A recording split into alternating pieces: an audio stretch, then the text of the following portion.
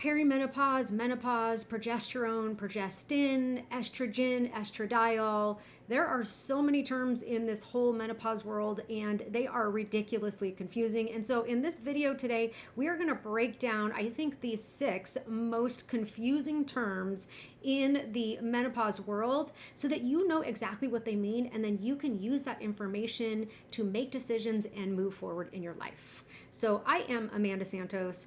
I am on HRT. I am postmenopausal, and we'll talk about that in just a second, what that means. And I am not a doctor. I am not a health professional of any kind, but what I am is someone who has been through all of this for, I think, 3 years now, maybe even 4 at this point, if we're not even counting the whole perimenopause time and all of that leading up to menopause, but been postmenopausal for a few years now. And I just had to go down a really big deep dive and rabbit hole of information to be able to advocate for myself. I also kind of nerd out on the medical stuff. It's interesting to me. So I'm going to share what I have learned today. Make sure that you are talking to a health professional, preferably a menopause specialist, so that you can get the help that you need and the information that you need. Let's jump in. Perimenopause, menopause, and postmenopause. I'm sure you've heard those terms thrown around. What do they mean? Like, when is this all happening in our bodies? Let's start with perimenopause.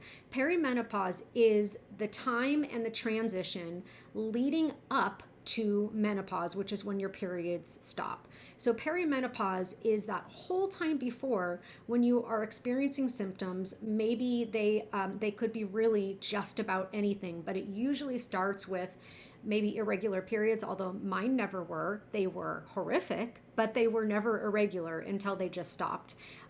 It could be fatigue. It could be mood changes, hair thinning, dry eyes, dry skin.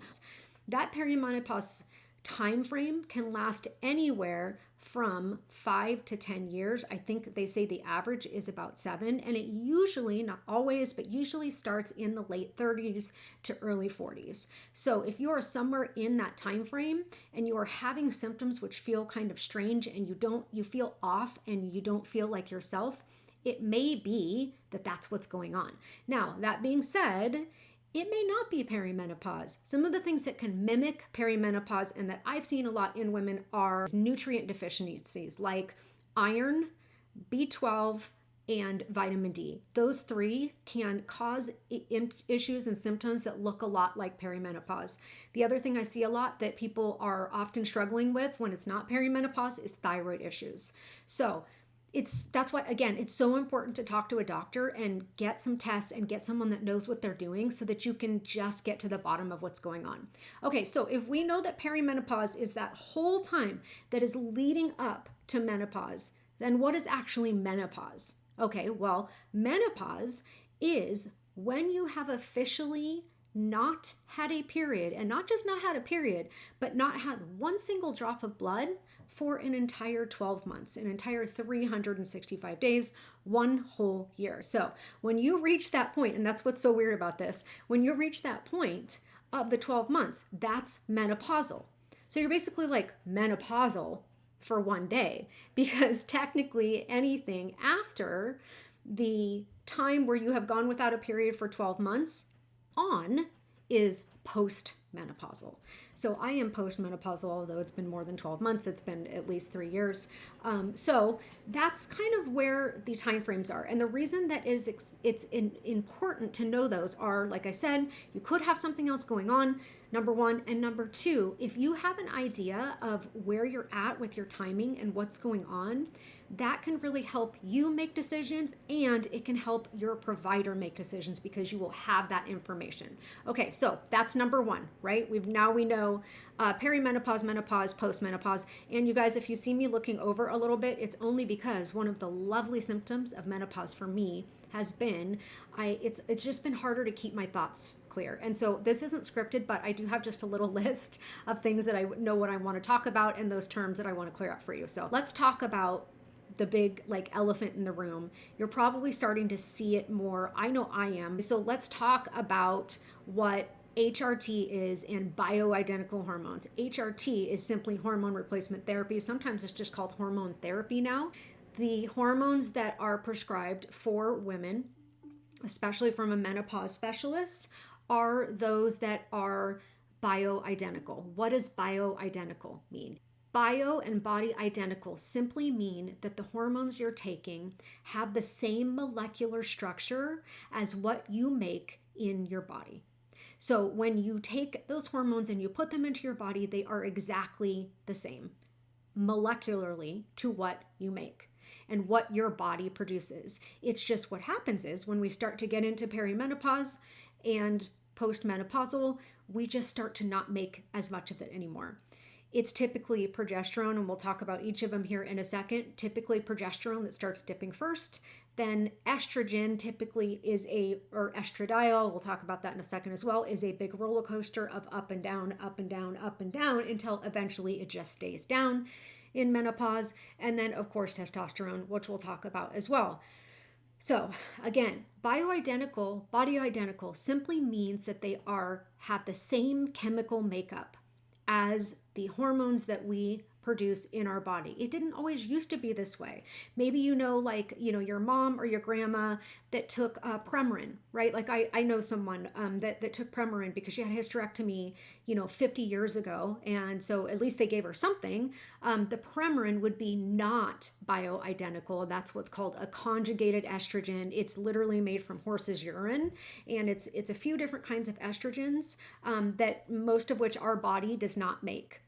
It's not the same chemically as what our body makes. Most of what you're going to see out in the world right now and prescribed by someone that knows what they're doing in the menopausal world and then the hormone world is going to be bioidentical.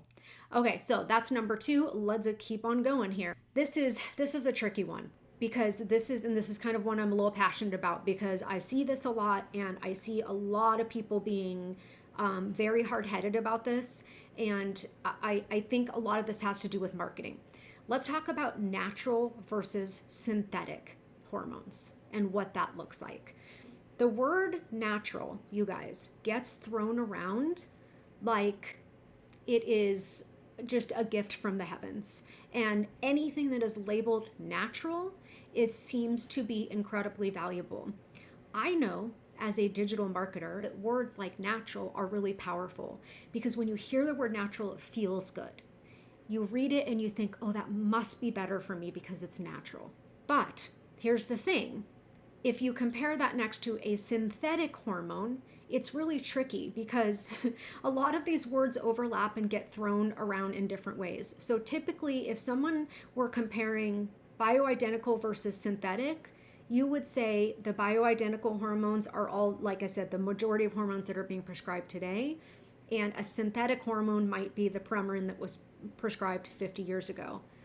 That being said, well, the hormones that are being prescribed today mostly are natural in the sense that they are made from plants that are then broken down in a lab and processed in a way that our body can use. They are still chemically and molecularly the same structure, but no matter where it comes from, it is not natural.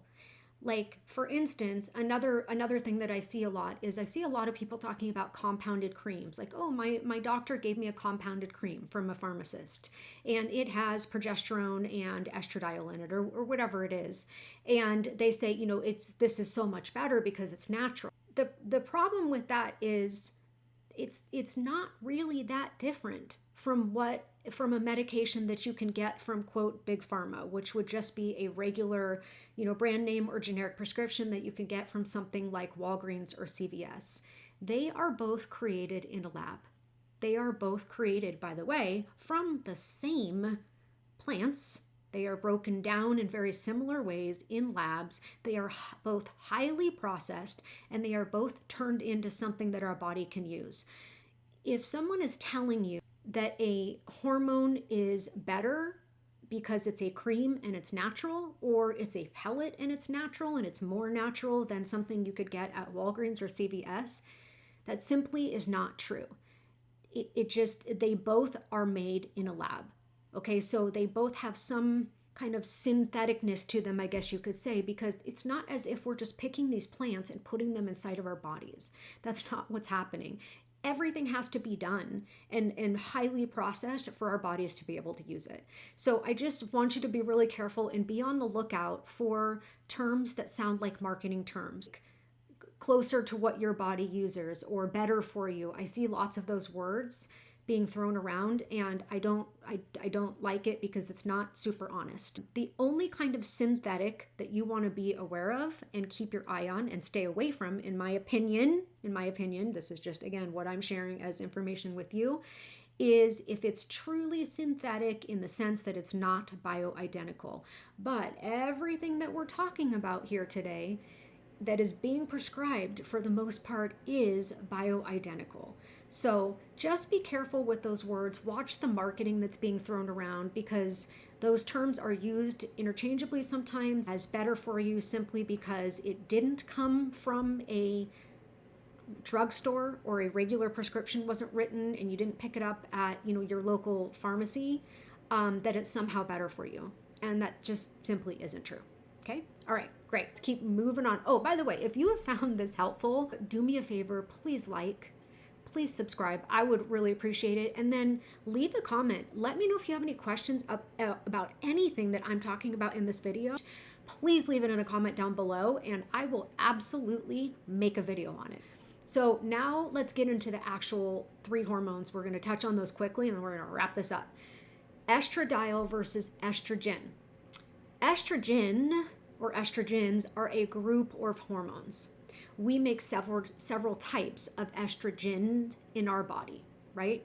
Estradiol, otherwise known as E2, is the primary estrogen or type of estrogen that is used in HRT.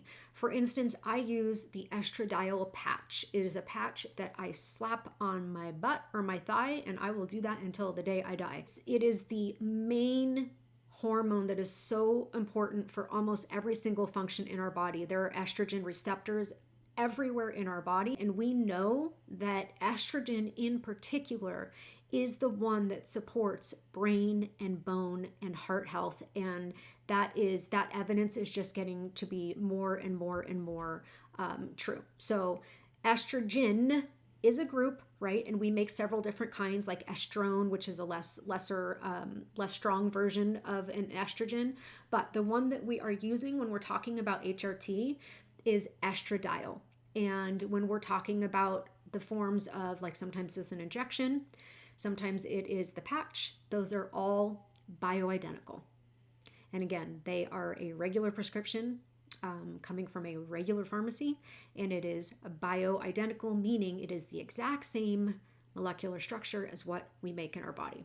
So that's estradiol versus estrogen. Progesterone versus progestin.